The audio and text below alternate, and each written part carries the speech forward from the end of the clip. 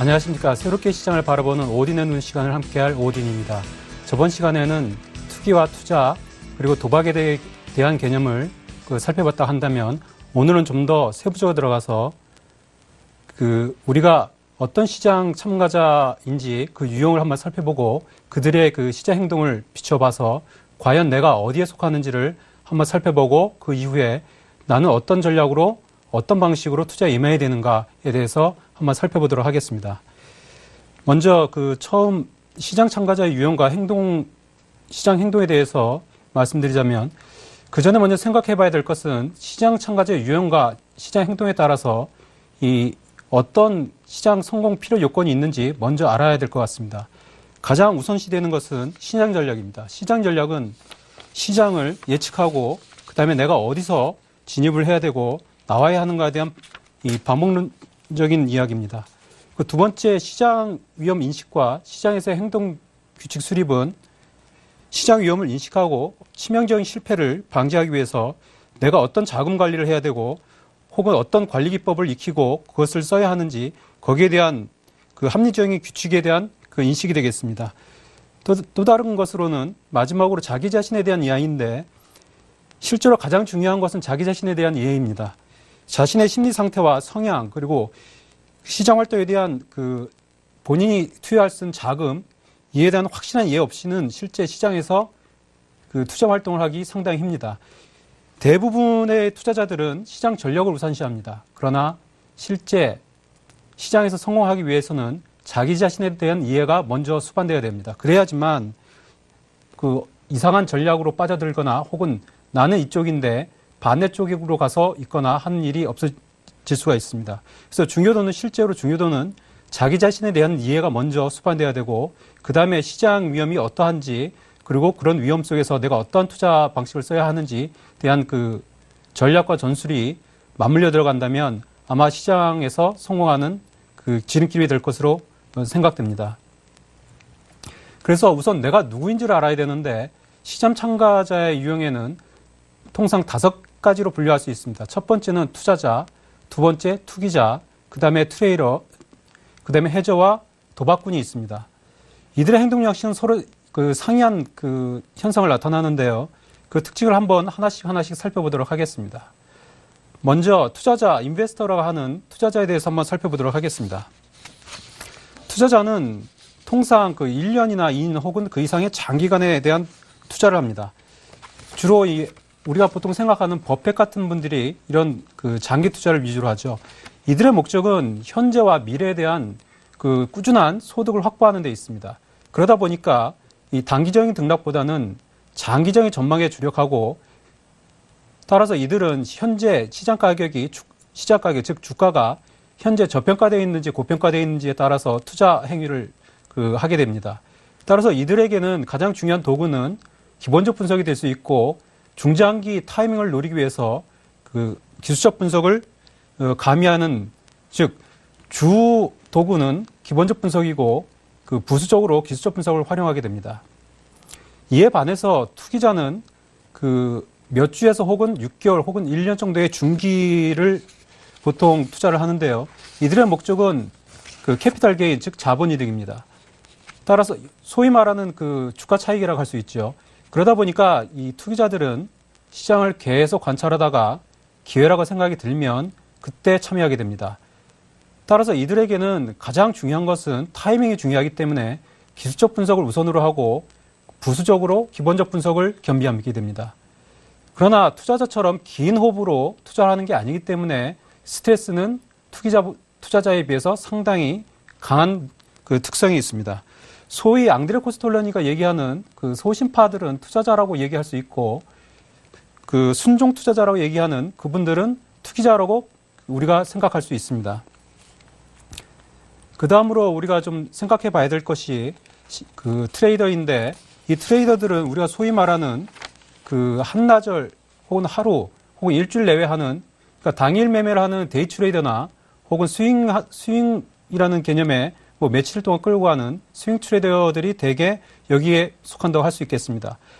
이들의 목적은 투기자와 동일하게 자본이득에 있으며 따라서 이 트레이더들은 긴 기간을 가져가지 않기 때문에 시장의 모든 움직임을 주시합니다. 주가 혹은 우리가 보통 트레이더라고 하면 단순히 차트만 보고 매매하는 거라 생각하지만 각종 이슈나 혹은 다양한 사회 현상을 역시 주목하게 됩니다. 그러다 보니 이분들은 매매가 그 투기자나 투자자에 비해서 상당히 많이 하게 됩니다.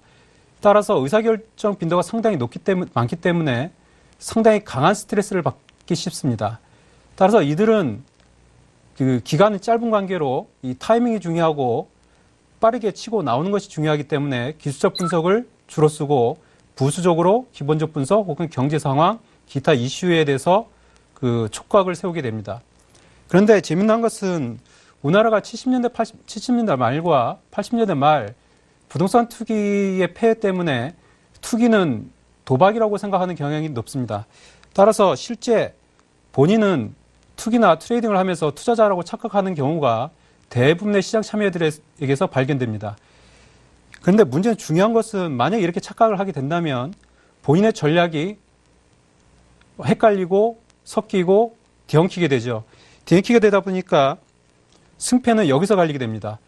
좀 길게 끌고 가야 되는데 짧은 수익으로 멈추게 되거나 혹은 짧게 쳐야 되는데 길게 가져가다가 주가가 빠지고 그러다 보면 물타기를 하게 되거나 이상한 잡주나 개별주를 가지고 계속 들고 가면서 낭패를 겪는 그러한 것이 본인이 트레이더인지 투기자인지 투자자인지에 대한 이 구분이 안 돼 있기 때문에 발생하는 현상입니다. 그래서 여러분은 내가 트레이더인지 투기자인지 투자자인지 먼저 구분하고 거기에 합당한 전략을 세워야만 올바른 그 성공 투자의 길에 다가갈 수 있다고 할 수 있겠습니다.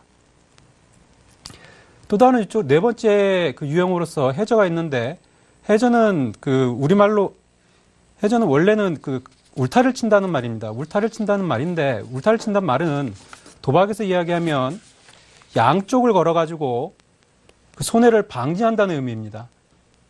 그래서 도박에 쓰이는 말은 그러하고 실제 그 우리 주식시장에서는 파생상품 거래를 통해서 실물 거래의 리스크를 회피하고 동시에 상반된 시장 행동으로 손익을 확정시키는 행위라고 그 규정하고 있습니다.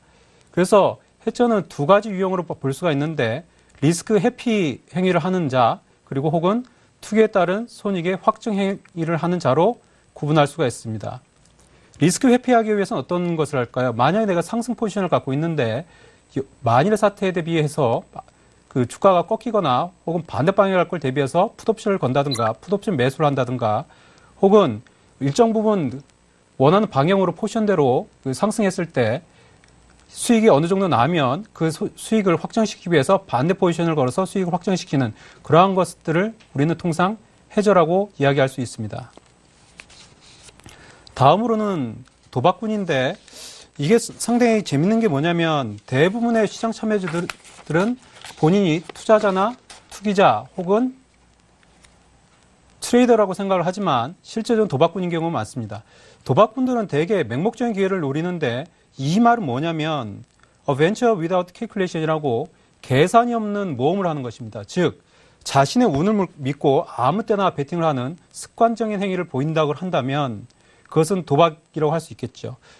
그러나 투기자, 우리가 통상 투기와 도박꾼과 헷갈리는데 투기자들은 절대 그러한 행위를 하지 않습니다. 투기자는 시장을 면밀히 관찰하고 살펴보다가 분석하고 자기에게 유리한 국면에서만 베팅을 하고 그 다음에 때가 올 때까지 한없이 기다리고 또 기다리고 또 기다립니다. 반면에 도박꾼들은 위험을 사지 않기 때문에 항상 벌 생각만 하지요.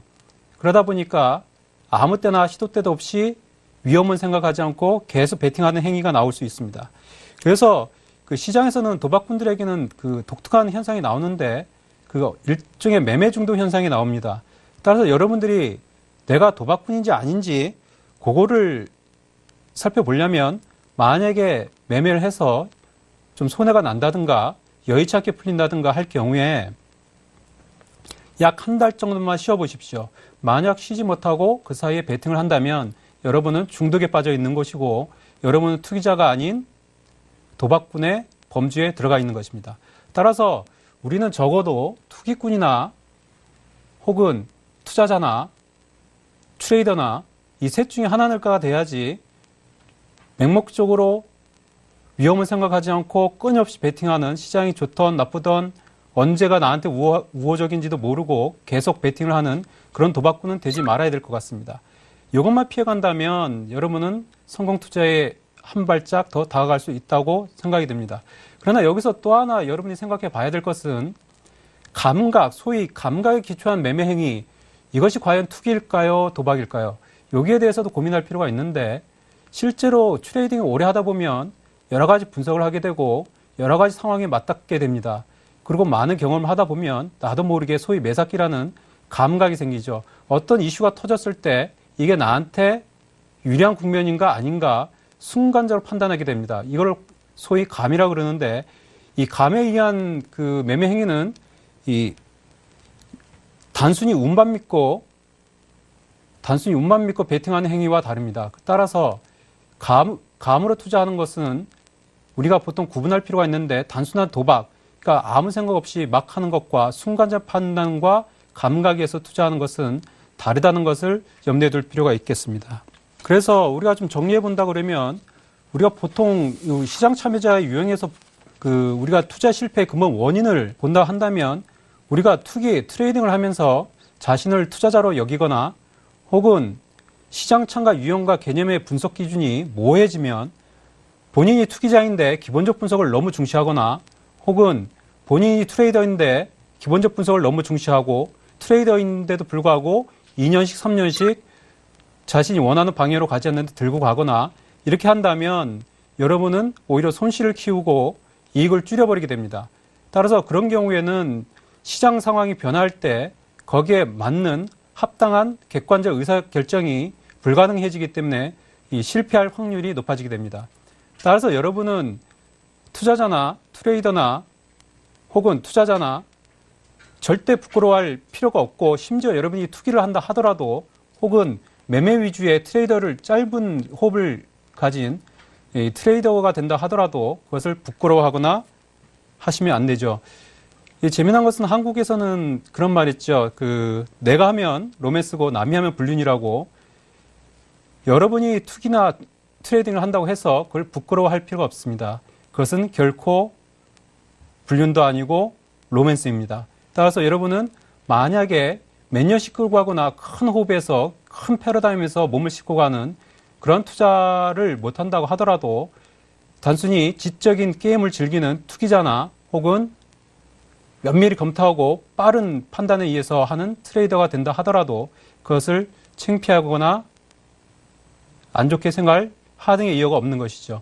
따라서 지금 여러분이 해야 될 것은 내가 과연 투자자의 범주에 들어갈 것인지 아니면 투기자의 범주에 들어갈 것인지 아니면 트레이더인지 아니면 감각적으로 혹은 아무 생각 없이 혹은 항상 벌 생각으로 그냥 아무 생각 없이 그냥 계속해서 베팅하는 그런 도박꾼인지 거기에 대한 구분이 우선 필요할 것 같습니다. 따라서 여러분의 호흡 길이와 여러분이 주로 사용하는 도구가 무엇인지 먼저 규명을 하고 그 다음 자신이 움직일 수 있는 자금, 특히 몇 년씩 끌고 갈 수 있는 자금과 단순히 1, 2년 끌고 갈 수 있는 자금은 틀립니다. 그래서 자금의 용도에 따라서도 잘 구분하셔가지고 어떠한 시장 전략과 혹은 매매 전략을 펼쳐야 되는지 한번 생각해보는 시간으로 가졌으면 좋겠습니다. 여기까지 시장 오딘 투자론에서 시장 참가자의 유형과 시장 행동을 마치고 새롭게 시장을 바라보는 오딘의 눈 시간으로 우리가 현재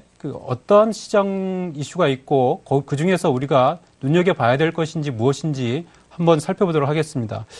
첫 번째로는 팍스콘 인니에 10조 투자한 뉴스가 있었는데요.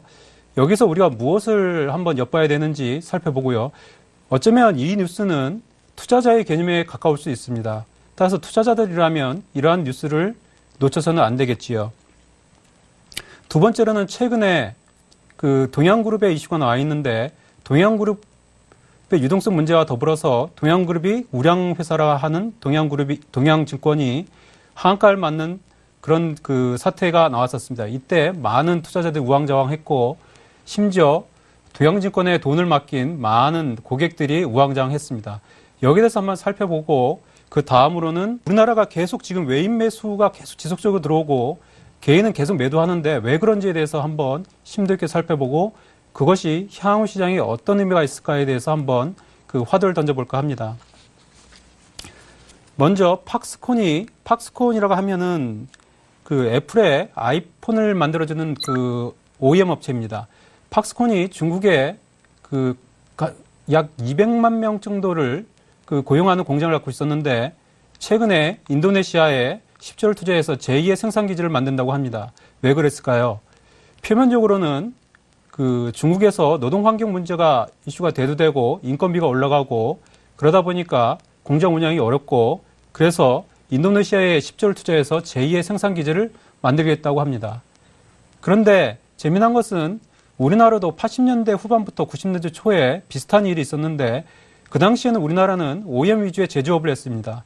OEM이란 것은 그 지금의 팍스콘처럼 애플의 제품을 그 대신 생산해주는 그러니까 생산 하청업체가 되겠죠.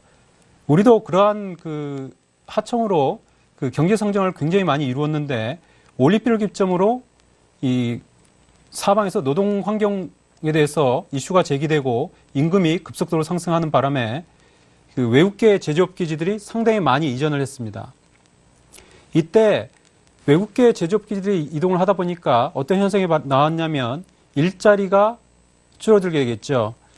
그러다 보니까 우리나라는 거기에 대응하기 위해서 산업 고도화를 했고 동시에 도시화를 했습니다. 91년도에 그 분당이 만들어졌으니까 분당, 일산 신도시 등이 여러분들 기억에 아마 남는 그 도시화의 첫 발자국이었을 겁니다. 그래서 이때 도시화가 어떤 의미가 있었냐면 우리의 생활의 질이 완전히 달라지고 생활 패턴이 틀려졌습니다. 이러한 거대한 패러다임의 변화함에 따라서 장기 성장주의 틀이 바뀌었습니다. 우리나라는 60년대에 그 섬유 산업이 굉장히 많이 그 발전했었죠. 그때는 주로 OEM이었습니다. 우리 브랜드를 가지지 않았죠. 그러다가 그 인건비가 어느 정도 오른 이후에 70년대는 건설업종이 중흥기를 가졌죠. 이 건설업종에 돈을 대다 보니까 이제 차입을 많이 해야 되고 은행 차입을 하다 보니까 은행을 비롯한 금융산업이 중흥기를 또 이뤘죠. 그것이 80년대입니다. 그런데 인건비가 올라가고 외국계 제조기지가 이전하고 하다 보니까 이제는 더 이상 단순 OEM으로 살아남을 수 없기 때문에 드디어 우리나라도 산업 고도화를 했습니다. 그게 바로 90년대 반도체겠죠. 재미난 것은 그 1994년까지만 해도 시총 1위는 현대건설이었습니다. 지금은 현대건설의 시총은 저 밑에 있지만 그 당시만 해도 이 건설업의 붐과 더불어서 1위였는데 이때 우리나라에서 많은 그 외국계 제조업 기지들이 해외로 이전하는 바람에 이 현대건설도 같은 몰락의 길을 걷게 됩니다. 이 현대건설의 차트를 볼 수 있겠는데요. 이 94년도에 최고점을 찍고 그리고 지금 너무 황당하게 많이 빠졌죠. 그죠? 이게 연봉인데 장기 하락을 했습니다. 이런 그 패러다임에 처지는 업종에 투자하거나 그 기업에 투자할 경우에는 이렇게 크나큰 실패를 맞게 됩니다. 그래서 우리는 기업으로 투자하는 투자자의 입장에서는 패러다임 현재 어느 쪽으로 변하고 있는지를 면밀히 살펴야 되고 따라서 우리가 지금 어떤 변화에 있는지 거기에 대해서 면밀히 볼 필요가 있겠습니다. 그래서 따라서 팍스콘이 인니에 10조 투자했다는 이야기는 중국에서 상당한 변화가 이루어지고 있다는 것을 의미하고 그 변화에 따라서 우리는 수혜업종이 뭔가를 생각해야 됩니다. 중국도 지금 노동 환경 문제가 상당히 많이 대두되고 있습니다. 그리고 동시에 도시화가 진행되고 있죠. 어떤가요? 우리 90년대 초와 비슷하지 않나요? 마찬가지로 중국에서도 그렇게 변화가 있기 때문에 우리가 이전에 소위 그 중간재, 화학, 철강, 기계 이런 쪽의 업종들이 그 중국의 이 개발 정책에 따라서 수혜를 받았다고 한다면 이제부터는 좀 달라질 수도 있겠죠. 그래서 따라서 긴 호흡으로 이 투자를 하는 분들은 중국의 산업 고도화와 그리고 도시화가 진척됨에 따라서 과연 우리는 이 그들의 생활 패턴이 어떻게 바뀌는지 거기에 대해서 면밀히 살펴봐야 될 것 같고 그들의 생활 패턴이 바뀜에 따라서 어떤 종목들이 큰 수혜를 받을 수 있는지를 고민해야 되겠죠. 역사는 반복된다고 그랬습니다. 그렇다고 한다면 그걸 알기 위해서 한번 우리나라 시장에서 어떤 변화가 있었는지 한번 살펴볼 필요가 있겠죠. 우리나라도 산업 고도화되면서 이 첨단 산업이 올라가기 시작했습니다. 그 대표적인 게 삼성전자죠. 아까 봤듯이 90년대 초만 해도 현대건설이 그 시총 1위를 했었는데 그 이후 산업 고도화되면서 반도체 시대에 넘어오게 됩니다. 그 90년대부터 이 삼성전자는 이 산업 고도화에 따라서 장기 성장을 하였는데요. 그 무려 9,000%가 상승했는데 삼성전자가 의미하는 것은 90년대 말까지, 90년대 초까지 이 건설업의 몰락 이후 산업 고도화가 되면서 우리나라의 그 산업 패러다임이 주력 산업이 변했다는 것을 의미합니다. 따라서 지금 우리나라도 지금 상당한 패러다임 변화에 임박해 있는데요. 그렇다면 과연 우리나라를 향후 10년, 20년 먹고 살게 해줄 기업이 무엇인가, 혹은 그 산업이 무엇인가에 대해서 여러분은 계속 주시하고 관찰하고 고찰하고 통찰해야 될 것 같습니다. 마찬가지로 산업 고도화와 동시에 이루어진 게 이 도시화인데요. 도시화되다 보니까 사람들은 여러 가지 욕구에 맞닥뜨리게 됩니다. 어떤 욕구에 맞닥뜨리게 될까요? 삶의 질이 좀 더 좋아져야 되고, 도시화가 되면서 여성들이 사회 참여가 활발해졌고, 그러다 보니까 미래에 대한 안정성에 대한 욕구가 더 강해지게 되겠죠. 안정성 욕구가 강해지다 보니까 그 대표적인 게 삼성화재겠죠. 삼성화재의 경우에는 삼성전자 못지않게 상승했는데 이 역시도 약 8,800% 상승을 했습니다. 상당히 약 20년 동안 무지막지한 상승을 했지요. 이는 생활의 질에 대한 욕구가 도시화가 되면서 상당히 변화했다는 것을 의미합니다. 중국은 어떠할까요? 중국도 마찬가지 현상이 나오지 않을까요? 그렇다면 거기에 수혜받는 것은 뭘까요? 거기에 대한 생각을 계속 해야 되는데, 우리가 또 한번 생각해 볼 수 있는 게, 생활의 질이 바뀌다 보니까 이제는 사람들의 패턴이 틀려집니다. 사람들 과거에는 그냥 단순히 냉수만 먹던 것이 어느덧 콜라, 사이다, 포카리 스웨트, 기타 등등 다양한 음료수를 먹게 됩니다. 따라서 롯데치 88년도 올림픽을 기점으로 다양한 스포츠 음료들이 나왔고, 롯데칠성의 경우 약 6,000%가 상승합니다. 상당히 이 역시 상당히 높게 올라간 거죠. 농심 또한 마찬가지입니다. 비록 농심은 롯데칠성이나 이러한 것보다는 덜 올라갔지만 도시화되다 보니까 사람들이 바빠지죠. 그러다 보니까 간편식에 대한 욕구가 강해집니다. 이는 지금 여기에 보여드리지 않지만 오뚜기나 이런 것도 마찬가지입니다. 그래서 음식료주들이 장기 상승했는데, 더 재미난 것은 아파트가 많이 들어서고 우후죽순처럼 신도시가 들어서다 보니까 여성들이 이제 좀 편해지죠. 편해지다 보니까 사회 욕구가 생기게 됩니다. 사회 참여의 욕구가 생기게 되고, 사회 참여의 욕구가 생기다 보니 이제는 아이들 볼 시간이 없어지죠. 그러다 보니 발생하는 게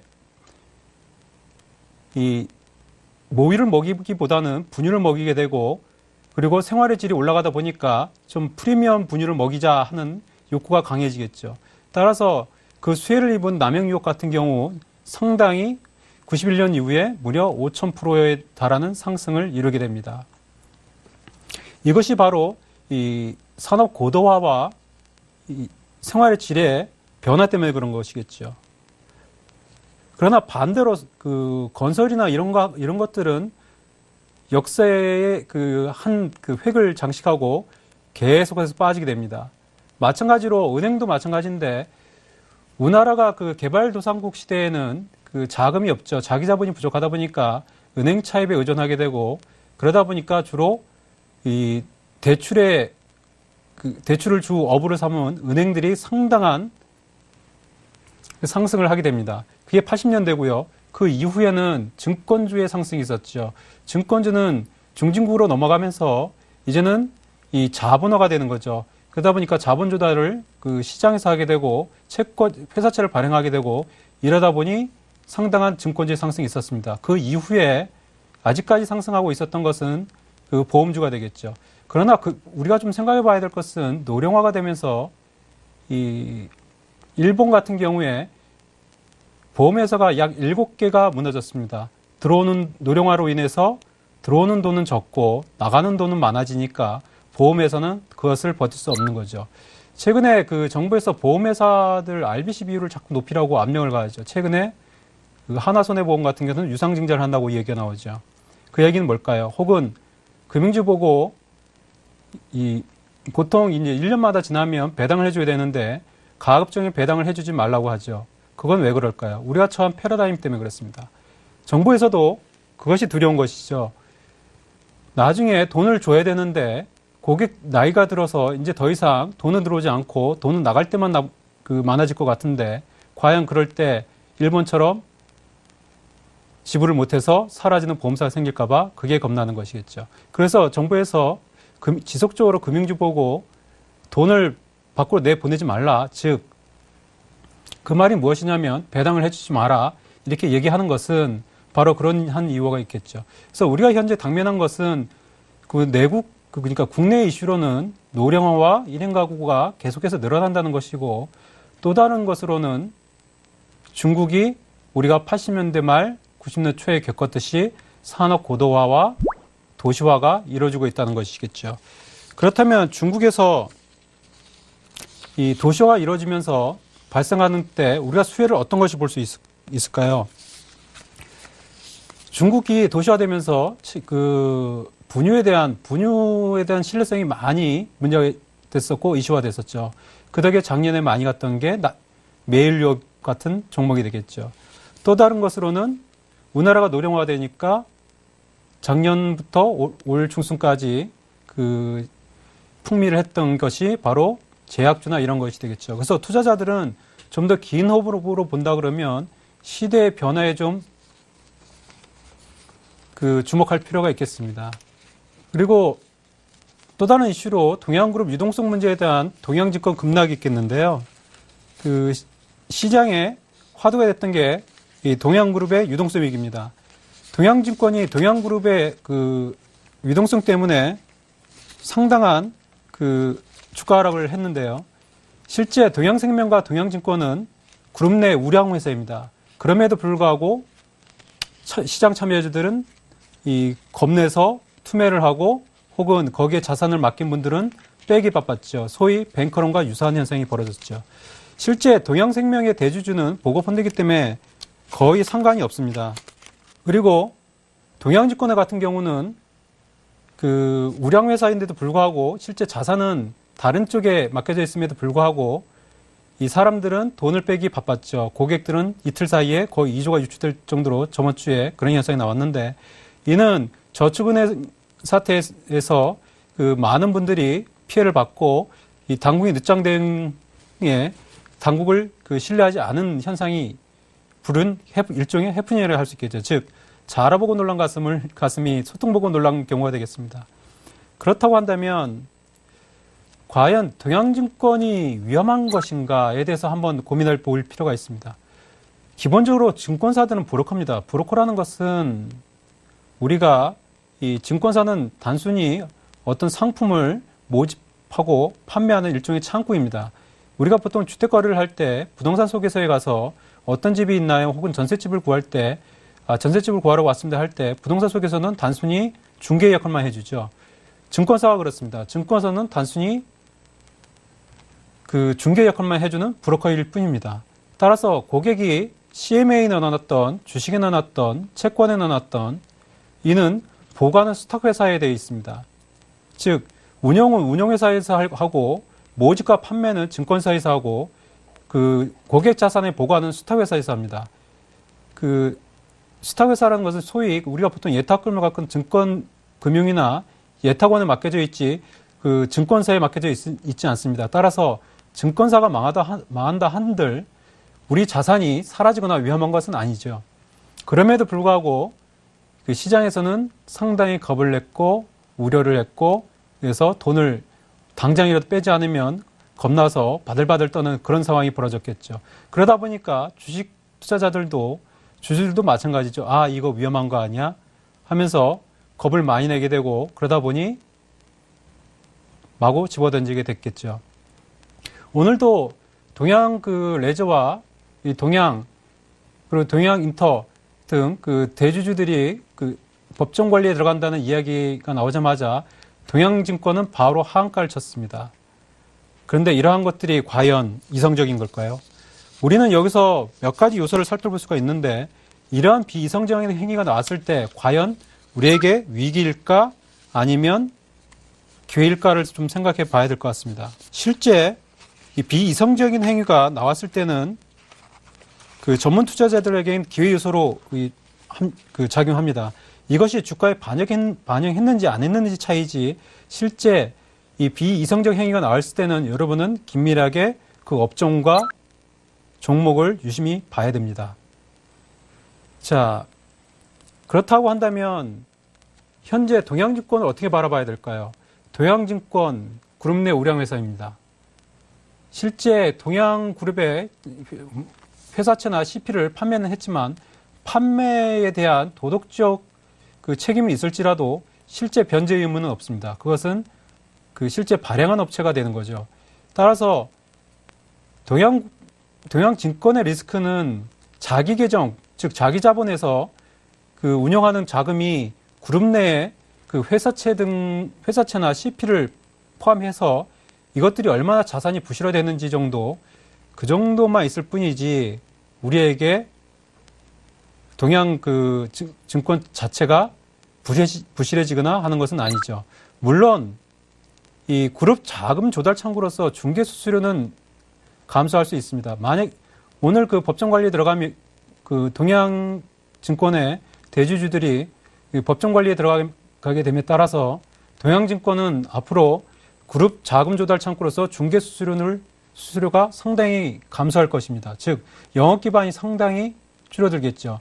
또 하나 신뢰성 문제죠. 투자자들한테 신뢰를 못 줬기 때문에 이에 대한 신뢰성 문제로 상당한 고객의 이탈이 예상됩니다. 따라서 여러분이 볼 때는 그런 것들이 얼마나 반영하는지 그걸 면밀히 살펴야 되고, 이 면밀히 살핀 이후에 그 그룹이 법정 관리 시 연결고리가 차단되니까 이것은 역으로 이야기하면 지금 발생하고 있는 심리적인 불안감을 차단시킬 수 있는 하나의 호재로 작용할 수도 있습니다. 따라서 오늘 마구 던진 것은 어떻게 보면 투매라고 할 수 있겠죠.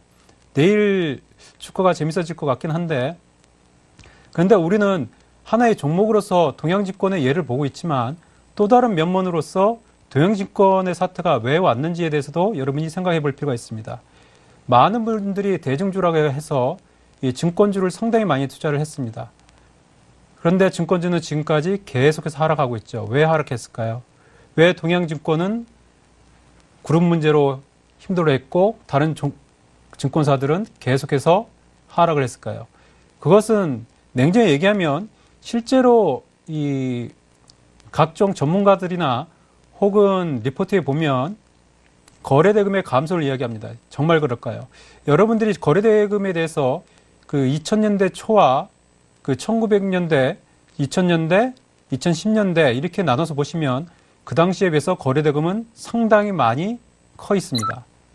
그럼에도 불구하고 거래대금이 상당히 많이 늘었음에도 불구하고 과거 10년 전, 20년 전보다 왜 증권사는 수익성이 떨어질까요? 그것은 증권사에서 체질 개선을 안 했다는 데 우선 의미가 있을 것이고, 또 다른 의미로는 증권사 숫자가 너무 많다는 데 있는 것이겠죠. 증권사가 현재 60몇 개가 됩니다. 이 작은 시장에, 이 작은 나라에 증권사 무려 60몇 개가 된다는 얘기는 과거에 10대 개의 회사가 나눠먹는 구조에서 비록 거래대금은 2배, 3배씩 늘었다 한들 회사가 원체 나눠 먹어야 될 회사들이 원체 많다 보니 수익성이 또 아무리 용을 써도 떨어질 수밖에 없는 것이죠. 그러다 보니 증권사가 지금 몰락기를 갖고 가고 있던 것이었죠. 그런데 현재 동양증권의 이슈는 또 하나의 신호탄이 될 수 있습니다. 현재 M&A로 나온 증권사가 대략 시중에 들리는 얘기로는 11개 정도가 된다고 합니다. 여러분은 얼마 전 애플투자증권의 예를 알 수 있을 것입니다.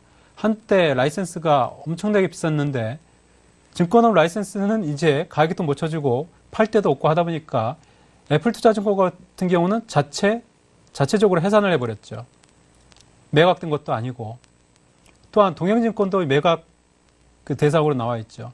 그렇다고 한다면 이제부터는 여러분이 그 증권주에서 증권업종에 대해서 언제 바닥을 치고 내가 들어가야 될 것인가를 만약에 투기자의 관점에서 바라본다 한다면 M&A 되고 증권사의 수가 줄어들고 그 시점쯤이 될 수 있겠죠. 단기적으로야 이 낙폭 과대가 된다고 하면 동양증권 같은 거 올라올 수 있겠지만 우리가 지금 동양증권에 이 한동안 이 변동성이 심할 동양증권을 매매하기보다는 증권업종과 같이 맞물려서 언제쯤 매각되고 어떤 수수로 매각되고 어떤 방식으로 현재 그 숫자가 너무 많은 증권사의 숫자가 줄어드는가에 초점을 둔다고 한다면 향후 증권주에 대한 좋은 투자 그 타이밍을 잡을 수 있겠죠.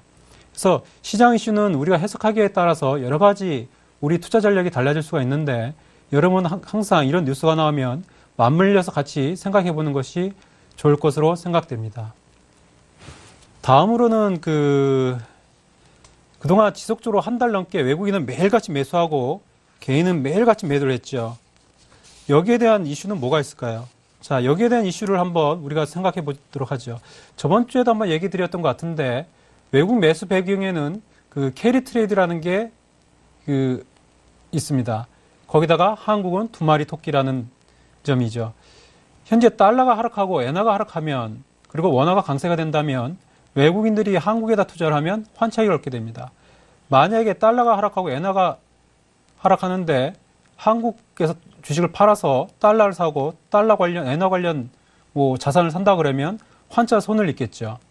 그래서 글로벌 투기 자금들은 수익을 쫓아서 돌아다니는데 돈의 속성은 수익을 찾아다니고 수익을 쫓아다니면서 모이는 곳에 모입니다. 따라서 캐리 트레이드가 발생할 수 없는 환경이고 최근의 모습을 보면 이 환율은 정치하고 확률은 정치하고 달러 가격도 정치하는데 엔달러 환율이 좀 내려오죠. 즉 캐리 트레이드가 약간 주춤하죠. 그래서 최근에 요 며칠 사이 외국인의 매수 여력이 약화됐다는 것을 볼 수 있겠죠.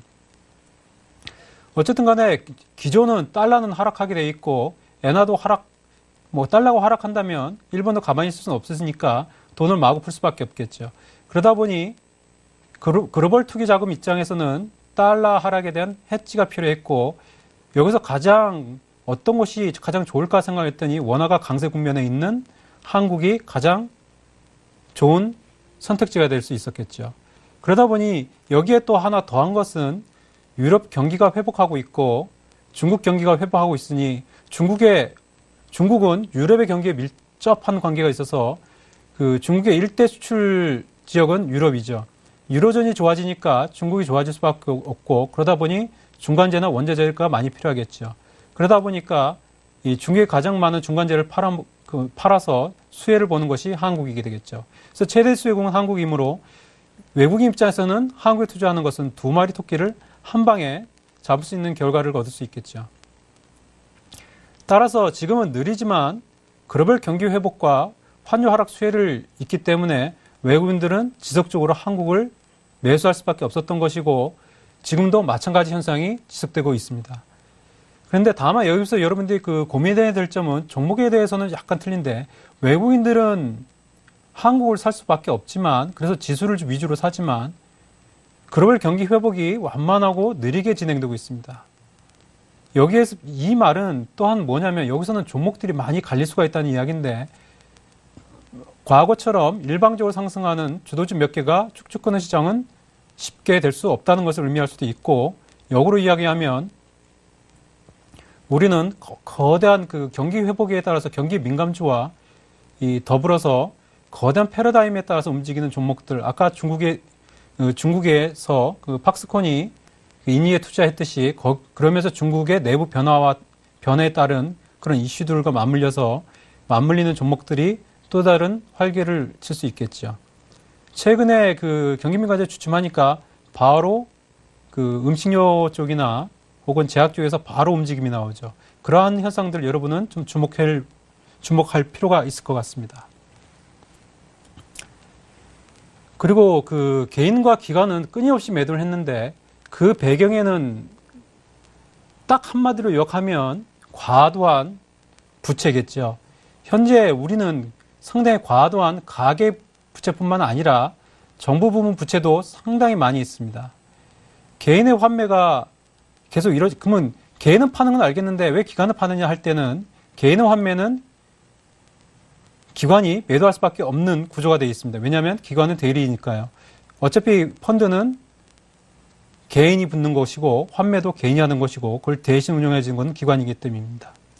현재 정부 부채는 약 1,000조를 돌파하고 있는데 정부 부채가 이 공공부문까지 합치면 대략 1,400조 원에 육박한다고 합니다.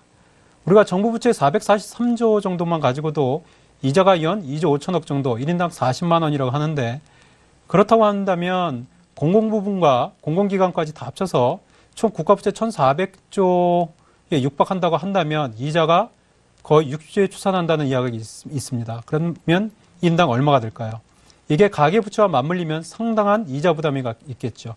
그렇다면 개인들이나 국가나 빚수밖에 있을 수 없으니까 어떻게 하기가 상당히 어렵겠죠.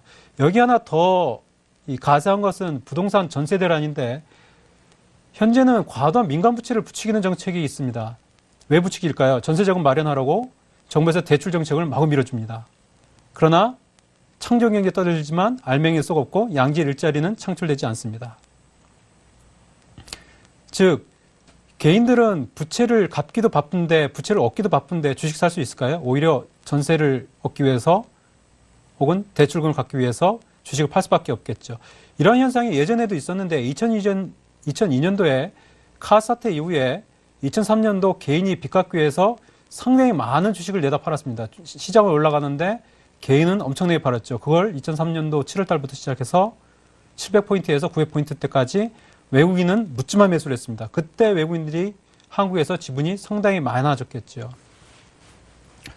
그래서 향후에 우리나라 그 시장은 부동산 전세 대란 때문에 현재의 정책으로는 해결이 솔직히 불가합니다.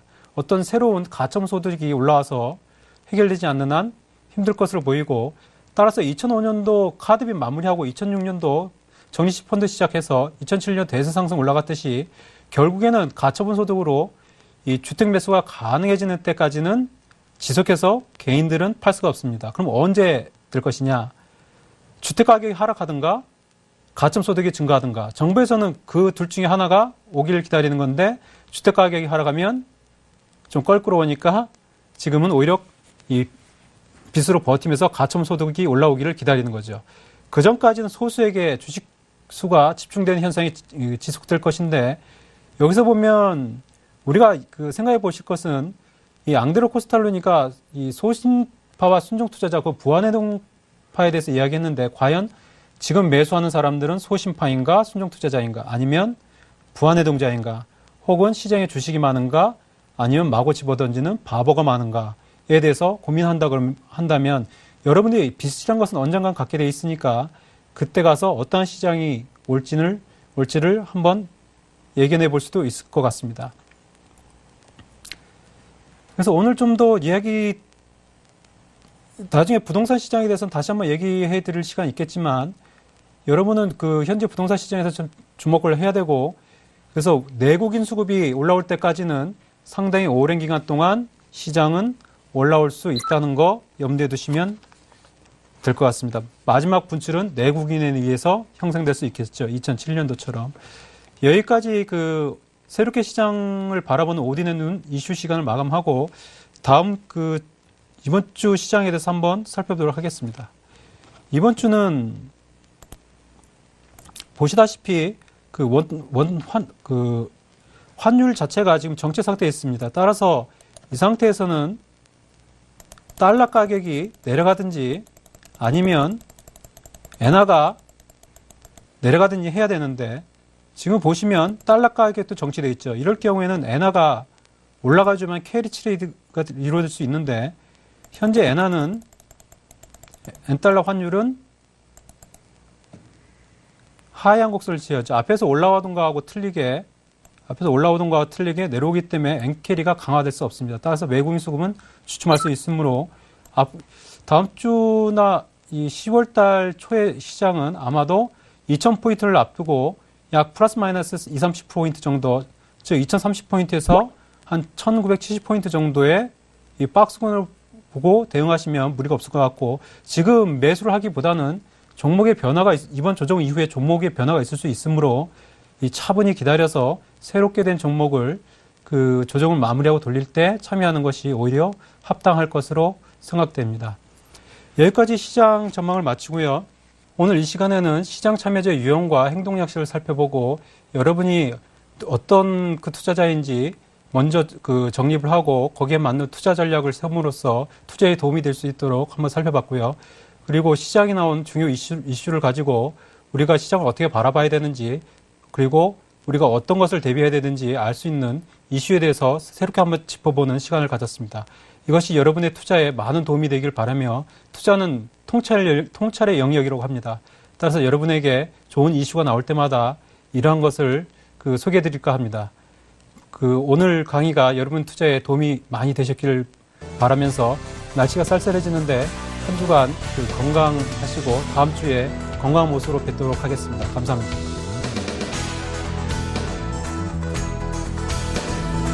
서울경제TV 홈페이지 sen.tv.co.kr에서 접속하시면 수익을 말하다 VOD 다시 보기 서비스를 이용하실 수 있습니다.